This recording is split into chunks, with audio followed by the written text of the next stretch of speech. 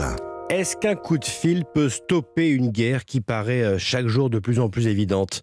Coup de fil ce matin entre Vladimir Poutine et Emmanuel Macron. Il se poursuit ce coup de fil depuis 1h30 maintenant, Johan Tritz. Oui, les deux hommes ont entamé les discussions par visioconférence à 11h. Emmanuel Macron qui s'est rendu à cet entretien avec une conviction forte, prendre tous les risques pour éviter un conflit majeur, une guerre au cœur de l'Europe. Comme il le disait hier, le président de la République n'est plus dans l'esprit de la désescalade, mais plutôt d'une sortie de crise. Il sait que cette réunion est un dernier effort au lendemain de son appel avec le président ukrainien Volodymyr Zelensky. Il va dans ce sens, donner de nouvelles échéances à Vladimir Poutine.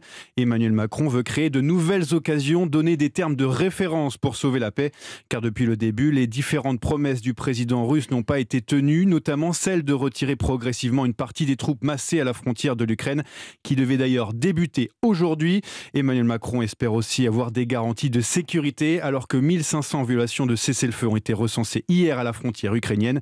Même s'il le sait, il y a très peu de chances d'aboutir à un compromis, surtout en si peu de temps. C'est pour cela que le président français envisagerait, selon les conclusions des négociations aujourd'hui, de se déplacer à Moscou par la suite, 2 semaines après la dernière visite. Johan Tritz, merci. On le disait en titre, chaque jour la tension semble monter d'un cran. Ce midi, la Biélorussie annonce poursuivre les exercices militaires avec la Russie à la frontière ukrainienne. Marion Gauthier. Oui, et cette annonce est faite quelques heures seulement après que les Occidentaux ont manifesté un signe d'agacement.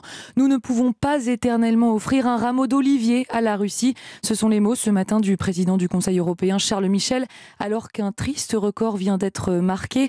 Les observateurs internationaux ont recensé pour la seule journée de vendredi près de 1500 violations de la trêve. Car oui, une trêve est censée être en vigueur depuis 2015 sur la ligne de front qui sépare l'armée ukrainienne et les républiques autoproclamées du Donbass soutenues par Moscou. C'est la raison pour laquelle, Marion, la France s'est résolue hier, plusieurs semaines après les États-Unis et le Royaume-Uni, à rappeler ses ressortissants. Oui, la France recommande de quitter l'Ukraine sans délai pour ceux qui sont le plus à l'Est.